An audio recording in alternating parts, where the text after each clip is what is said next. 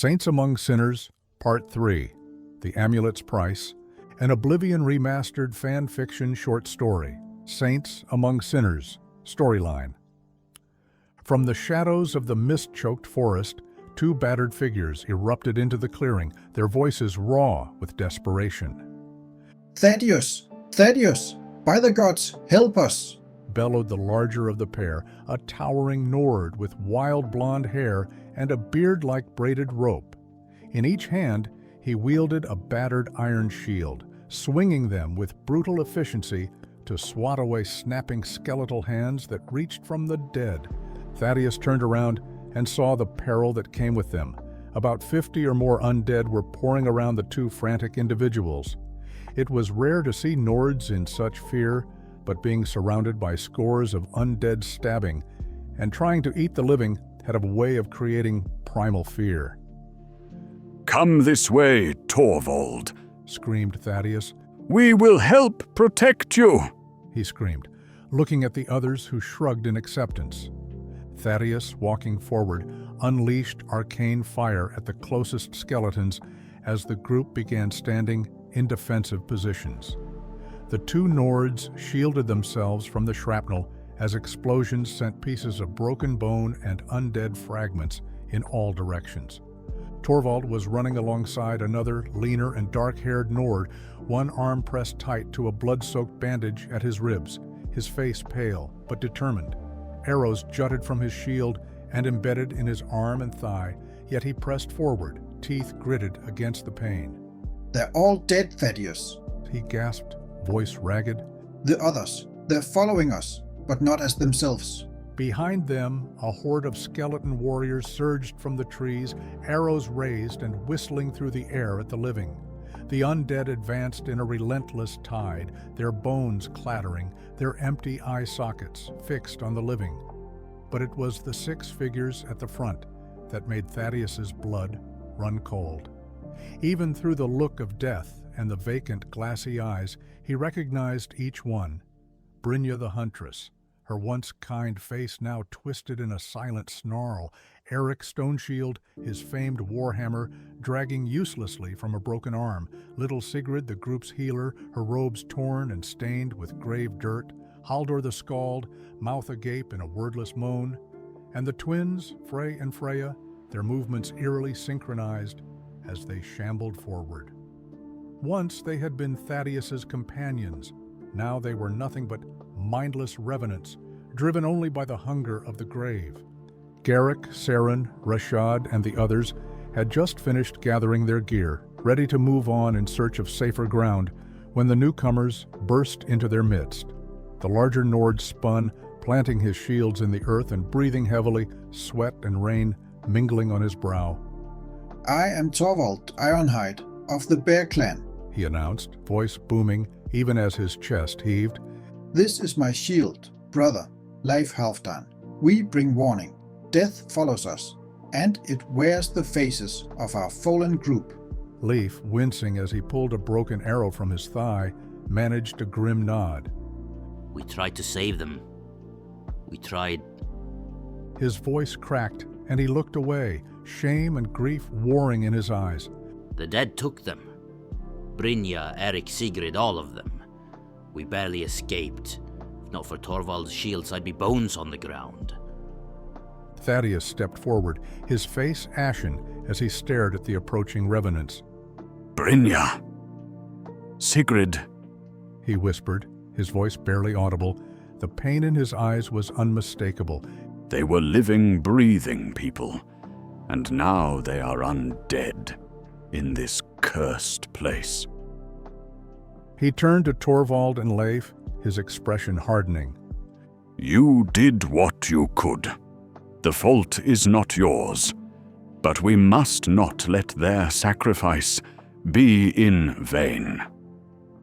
Thaddeus chanted a spell that the others have not yet heard, and the power and stamina increased in everyone. Leif saw one last arrow his arm slowly pushed itself out of him and fall onto the ground as his health was fully restored. "I can use this specific spell once per day. It's called Returning Dexterity," said Thaddeus. Let us pray we do not need to use it again, he ended. Saren's hand hovered near her dagger, eyes darting between the newcomers and the advancing horde. We need to move, now. She hissed. If those things catch us out in the open, we're finished.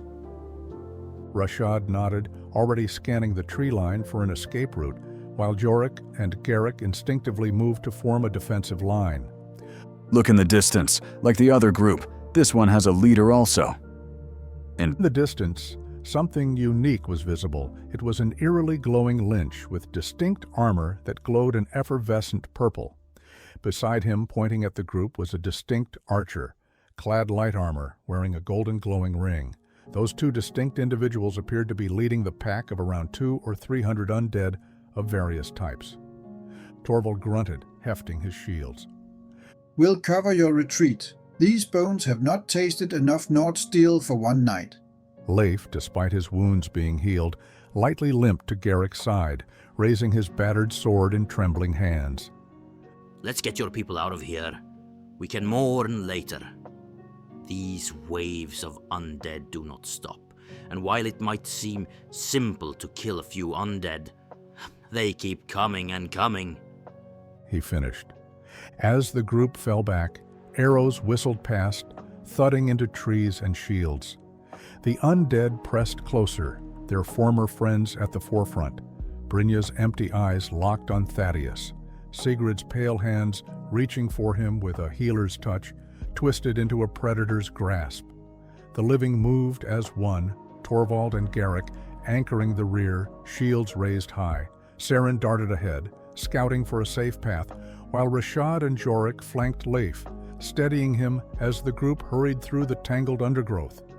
The air was thick with the stench of grave dust and the metallic tang of blood. Every few strides, Torvald would whirl, smashing his twin shields together with a thunderous clang that sent brittle skeletons flying, buying precious seconds for the others to scramble over roots and duck beneath low branches. Keep moving, he bellowed, sweat streaming down his face. Don't look back. These undead track us like wolves, said Torvald. Once they saw us, no amount of distance stopped their advance, finished Leif. This realization stuck the group and caused Saren to focus on a place to defend themselves. Saren darted ahead, her sharp eyes searching for any sign of shelter. There, she called, pointing to a cluster of mossy boulders wedged together at the edge of a ravine. We can make a stand there, if we're quick. The group scrambled for the cover, Garrick and Torvald planting themselves at the mouth of the narrow gap, shields and swords ready. Torvald and Garrick fought side by side, their movements synchronized by instinct and necessity. Torvald's shields battered aside skeletal warriors, while Garrick's blade flashed in the twilight, severing limbs and skulls with practiced efficiency. You fight well, stranger, Torvald grunted between blows. Garrick nodded grimly, sweat stinging his eyes. We'll need every blade if we're to see dawn. Leif, propped against a boulder, forced himself upright and drew a throwing axe from his belt. If I fall, don't let them take me, he said quietly to Rashad, who met his gaze with a solemn nod. You have my word. Saren, crouched atop a rock, loosed arrows into the horde, her aim deadly and unerring. Each shot found its mark, but for every skeleton that fell, 2 more pressed forward. The undead horde poured into the clearing, a tide of rattling bones and hollow moans. At their head, the 6 fallen companions shambled forward, their once familiar faces now masks of hunger and loss. As the undead pressed closer, Thaddeus summoned a shimmering ward, a dome of golden light that flickered and strained beneath the onslaught of arrows and clawing hands. The air crackled with tension as the barrier shuddered, each impact sending ripples through its surface. This will block their arrows while we formulate a plan, he said, voice taut with urgency.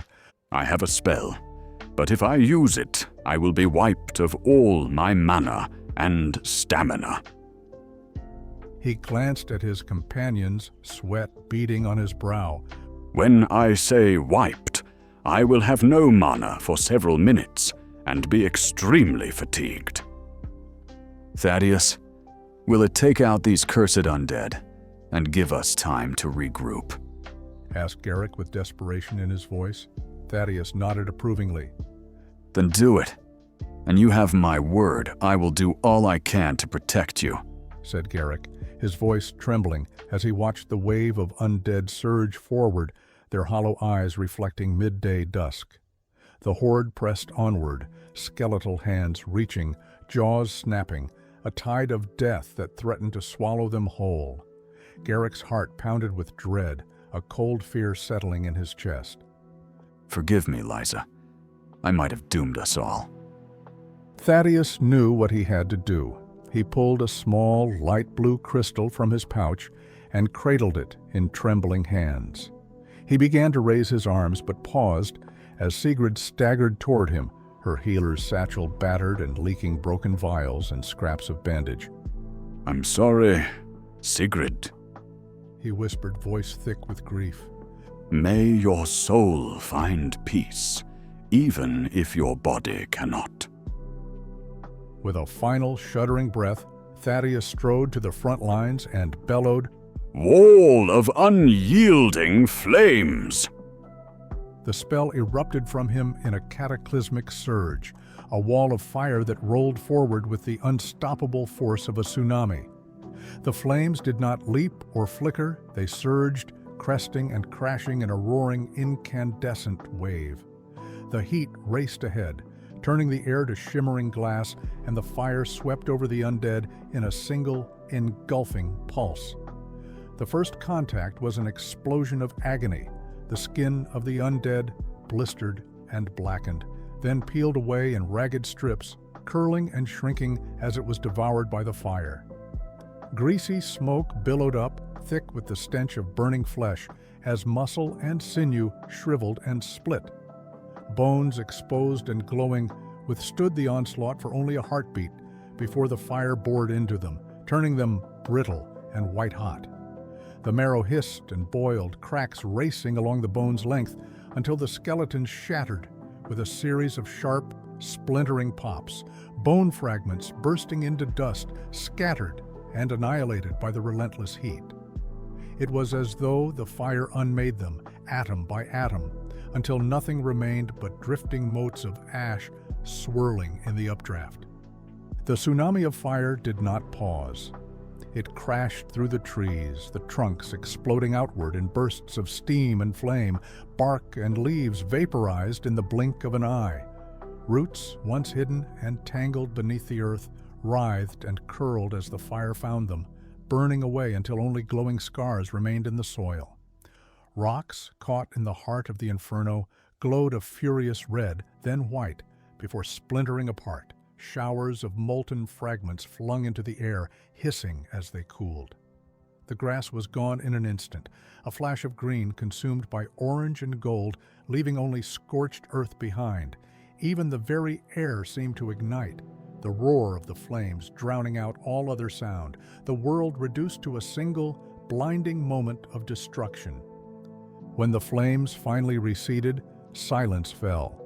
The landscape was unrecognizable, a wasteland of blackened stumps, shattered stone, and drifting ash. The undead had been utterly erased, their bodies and the foul magic that animated them obliterated without a trace. The ground smoked and sizzled, the heat lingering in the air, and the only movement was the slow, mournful drift of ash on the wind. Thaddeus collapsed to his knees, his strength spent, surrounded by the smoldering ruin he had unleashed, a firewall of annihilation that had swept the world clean. As the smoke began to settle, two figures emerged through the shimmering haze.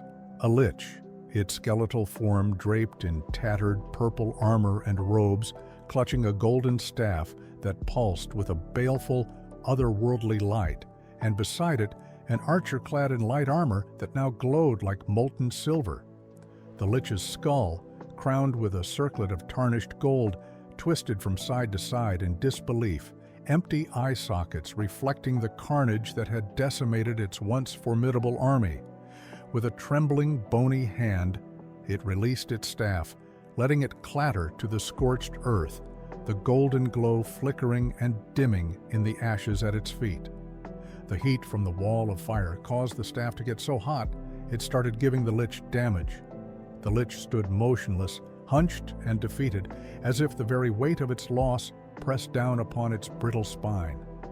It must have taken years of dark sorcery and patient scheming to amass such a force, only to see it undone in a single, fiery onslaught.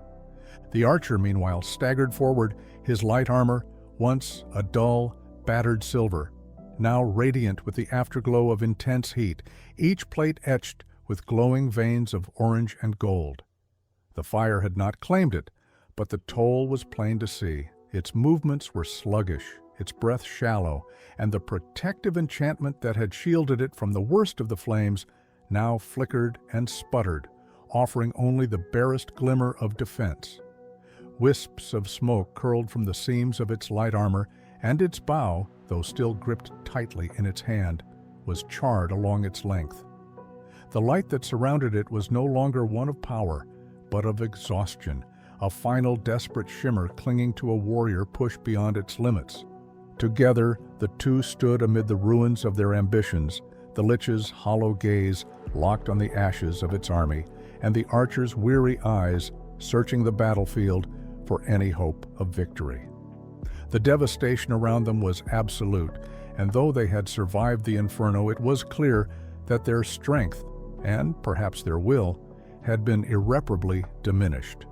Thaddeus, now slumped on his behind at the very edge of the devastation, trembled as he forced his right hand open. Behind him, the earth remained pristine, grass still green, dew glistening on untouched leaves, while before him stretched a wasteland of blackened stumps, shattered stone, and drifting ash. The blue crystal had fused to his palm, searing itself into his flesh with a burning agony that made his vision blur. He gritted his teeth, sweat beading on his brow, as he pried his fingers apart, each movement sending fresh spikes of pain up his arm. With a final desperate effort, he wrenched the crystal free. It slipped from his trembling grasp, clattering onto the unburned ground at his side, where it cracked and then dissolved into blue dust, scattering on the gentle breeze.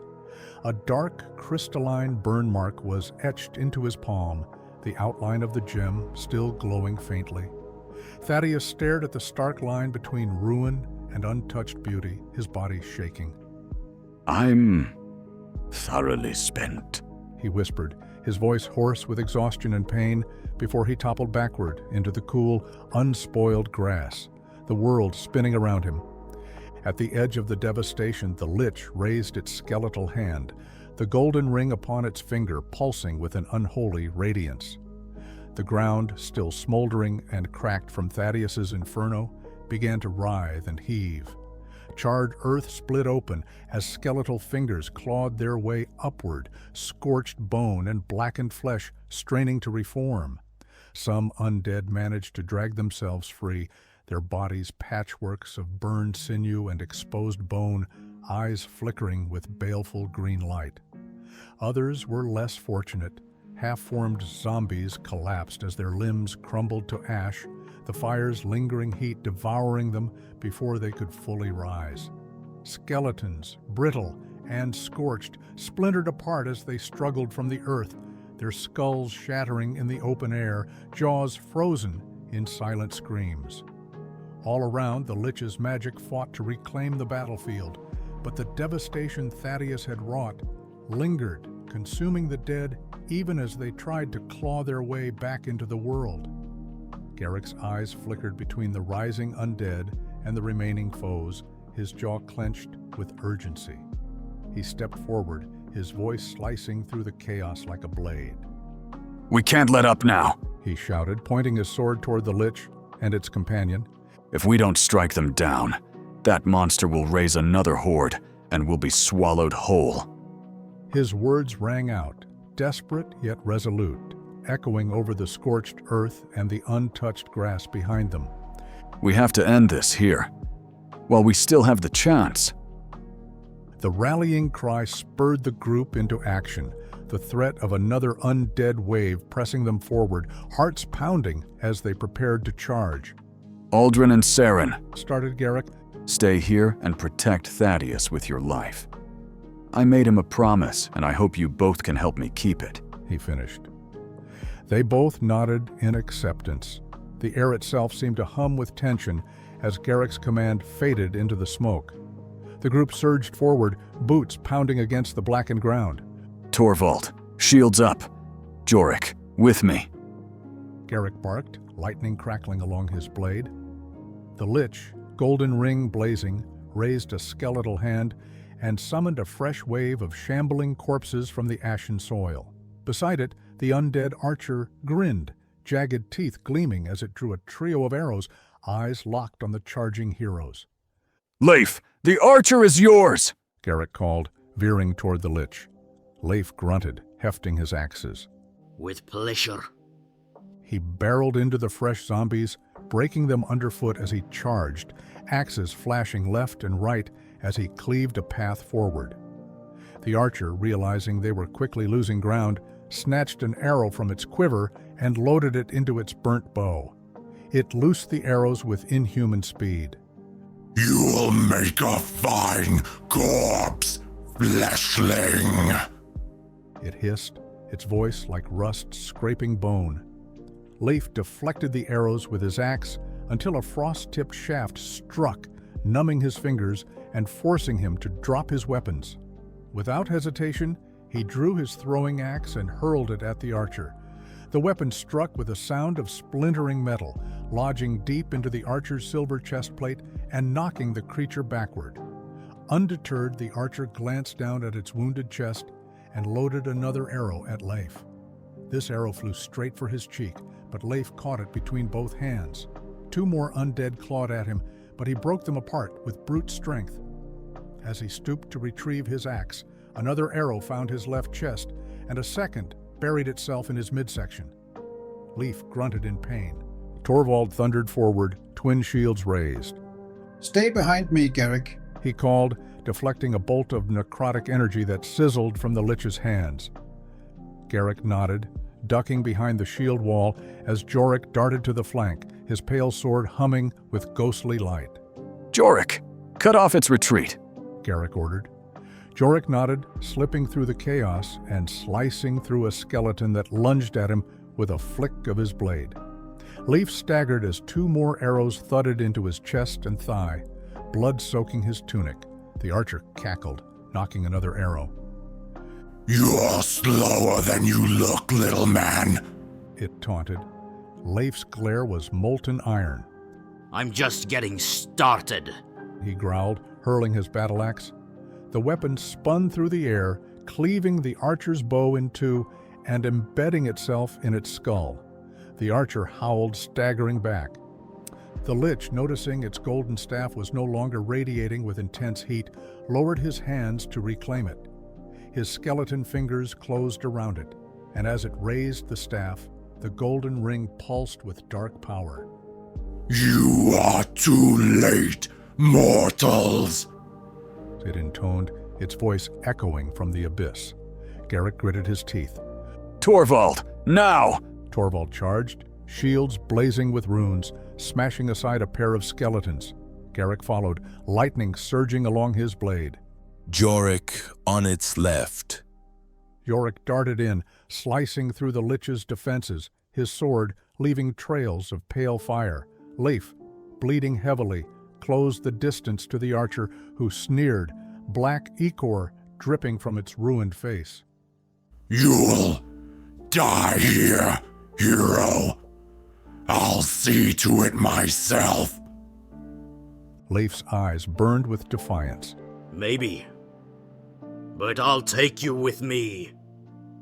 With a roar, he lurched onto the archer, pulling his axe away from its head, and he swung it in a mighty arc, cleaving the archer from shoulder to hip. As the creature split apart, Leif spat. You picked the wrong man to haunt, Bonebag. The archer's sneer froze in death as it collapsed in a heap. Leif fell to his knees and watched as the axe fell from his fingers to the ash-covered ground. He made a quick comment, Never have I felt so weak. and he let out a small giggle, as if thinking of a joke that caused a smile one could not hide. He closed his eyes and fell to his right. Garrick and Torvald pressed the attack on the Lich. The undead lord unleashed a torrent of dark energy, but Torvald's shields absorbed the blast, runes flaring bright. Now, Garrick, Torvald shouted. Garrick leapt, driving his lightning-charged sword down on the Lich's left hand, shattering it in a burst of purple sparks. The Lich reeled, skeletal fingers scrabbling for the ring. In that instant, Yorick darted forward, his pale sword flashing in the gloom. With a precise, sweeping cut, he severed the golden ring from the Lich's bony finger. The ring tumbled through the air and landed with a soft thud in the ash at their feet, its glow dimming as it touched the ground. The golden staff fell along with its severed fingers to thud on the ash-covered ground. Yorick pressed the attack, his pale sword slicing through the Lich's ribs. You're finished, He snarled. The Lich shrieked, its form flickering. But Yorick pressed the advantage. for life. He cried, swinging his sword in a crackling arc. The blade severed the Lich's head from its shoulders, sending it tumbling to the ground. The Lich's body collapsed in a heap, its power broken. All around, the remaining undead crumbled to ash, their animating force snuffed out with their master. Torvald lowered his shields, breathing hard. check on Leif. He called, voice thick with worry. Sarin and Rashad, who had stayed with the wounded Thaddeus, rushed to Leif's side. Blood pooled beneath him, but he managed a weak grin. Told you I'd get the archer. He rasped. The battlefield was eerily silent, the line between ruin and untouched earth, stark beneath the rising sun. Garrick knelt beside Leif, gripping his shoulder. You did more than that, friend. You turned the tide. Torvald and Yorick gathered close, battered, but victorious. Thaddeus. Shouted Garrick, but unfortunately Thaddeus was unconscious and not responding to their attempts to revive him. No, no, no. This cannot pass. Torvald stammered, his voice trembling as he knelt beside Leif's still form. Does anyone have a potion of health? Minor or major? He pleaded, desperation cracking through his usual stoic tone. The group scrambled, hands diving into battered packs and torn satchels, searching for anything that might save their friend. But as seconds stretched into an eternity, it became clear they were too late. Leif's breathing slowed, his eyes fluttered, and then he was gone, peaceful, with a faint smile lingering on his lips, as if he were dreaming of home. The group stood in stunned silence, the weight of their victory turned to ash in their mouths. Torvald stared in horror, his broad shoulders shaking. I am the last of my kin in this strange, horrid land. I am alone. He whispered, his voice barely audible over the distant crackle of dying embers. The others averted their eyes, grief settling over them like a shroud. Even Garrick, so often the unbreakable leader, found himself at a loss for words. Yorick, still catching his breath, glanced down at the battlefield where the Lich's severed fingers had landed. There, half buried in ash, the golden ring glinted coldly in the dawn light. He knelt and carefully picked it up. The ring was heavier than it looked, and so cold it seemed to leach the warmth from his skin. As Yorick turned it over, shifting runes flickered across its surface. He spoke softly. Identify. He read aloud the faint inscription as it shimmered into view. Ring of increasing necromancy. He held the ring up for the others to see. This is no ordinary relic. The Ring of Increasing Necromancy. Whoever bears it will gain plus 300 magic and the power to conjure more undead than ever before. It can summon up to 25 skeletons at once. The group exchanged wary glances, the ring's dark promise hanging heavy in the air. Nearby, Sarin gingerly inspected the Lich's battered armor, its plates a deep, unnatural purple. As she brushed away the ash, runes glimmered to life along the breastplate and pauldrons. This armor is enchanted, She murmured. It pulses with raw energy. Whoever wears it will find their magical reserves vastly increased, perhaps even doubled. It is armor made for a master of the arcane. Rashad, ever curious, stooped to retrieve the Lich's staff and held it up to get a better view. The gold staff had blackened with soot and glowed with a baleful green light. As his fingers closed around it, a surge of power raced up his arm as he said, Analysis. He spoke as quickly as he leered about it. This must be the staff of the undead. He said, awe in his voice. With it, a summoner could call forth legions of the dead, or banish them with a word. I can feel it. It holds dominion over all lesser undead. The wielder could summon a horde, or desummon them in an instant. This could fetch a lot of coin, he ended.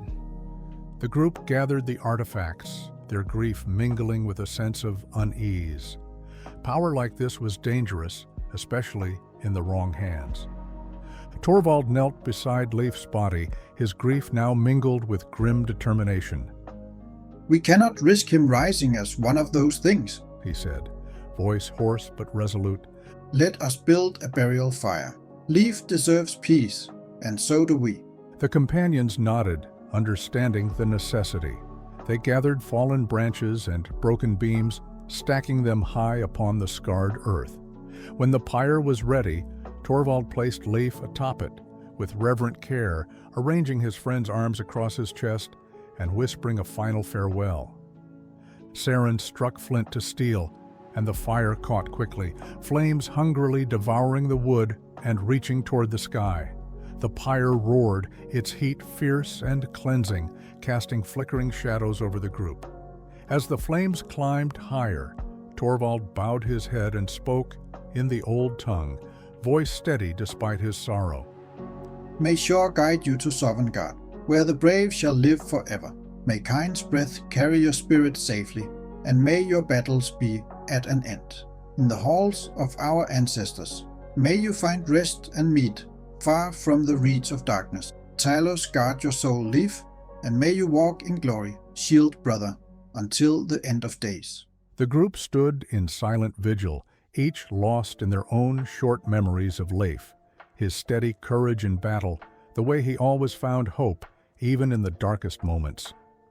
As the smoke curled upward, Torvald's prayer lingered in the air, a final blessing to guide their friend safely beyond the reach of necromancy and restless spirits. As the fire burned, Garrick's mind drifted back to the first week after their arrival in this cursed land.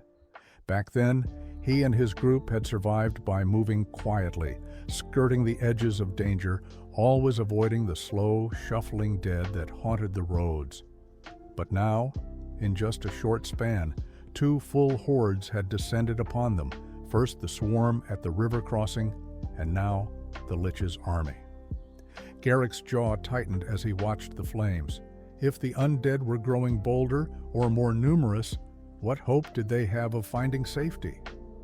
He glanced at his companions, wounded, weary, and felt the weight of leadership settle heavier on his shoulders. When the fire had burned low, Garrick gave the order to move. We cannot linger here. The stench of battle will draw scavengers, and worse. The group worked quickly, fashioning a makeshift sled from shattered shields and sturdy branches. With practiced care, they lifted Thaddeus, still unresponsive, onto the sled, securing him with strips of cloth and rope. Sarah knelt beside him, cleaning and bandaging his burned hand, her brow furrowed with concern. He's completely wiped clean of stamina and magicka, but he's strong, she said quietly. If we can find shelter, he will yet recover. The company set off, the burden of loss heavy on their shoulders. Torvald pulling the sled with his immense strength, his muscles aching, but their resolve unbroken. The relics of the Lich, ring, armor, and staff, were carefully wrapped and carried, their dark power a constant reminder of the dangers that still lurked ahead. They loaded what supplies they could salvage and set off. As they left the smoldering pyre behind, the first rays of dawn broke through the clouds, painting the ruined field in gold and crimson. This was the first time daylight crept into the constant dusk. They moved in silence, each step taking them farther from the battlefield and closer to the uncertain promise of safety. Garrick scouted ahead, eyes sharp for signs of shelter or threat, while Saren stayed close to Thaddeus, whispering encouragement and checking his pulse. Yorick, burdened by the ring of increasing necromancy, walked at the rear, his mind turning over the responsibility now resting in his hands. The land slowly changed, charred earth giving way to wild grasses and scattered trees. For days, the group had trudged through a world shrouded in shadow, the sun little more than a memory behind thick, unnatural clouds. Now, as they crested a gentle rise, true sunlight finally broke through, bathing them in golden warmth. The light touched their faces and banished the chill from their bones, lifting spirits that had been weighed down by fear and loss. For a moment, they simply stood and basked in it, feeling the peace and joy that only the promise of civilization could bring. The thought of safety, and perhaps even a flagon of mead, sparked a glimmer of hope among the weary companions, especially for the Nord, whose heart longed for the camaraderie of a great hall. As their eyes adjusted to the brightness, they caught sight of a city in the far distance, its stone walls rising proudly against the horizon. The sight filled them with awe and relief, a beacon of order and life after endless days of chaos. With renewed determination, they pressed on, bound together by loss and hope, eager to reach the city's gates. More than anything, they simply wanted to know where they were and if they could find their way back home. Stay tuned for Part 4. We hope you enjoy this short story and ask that you like and subscribe for more content like this.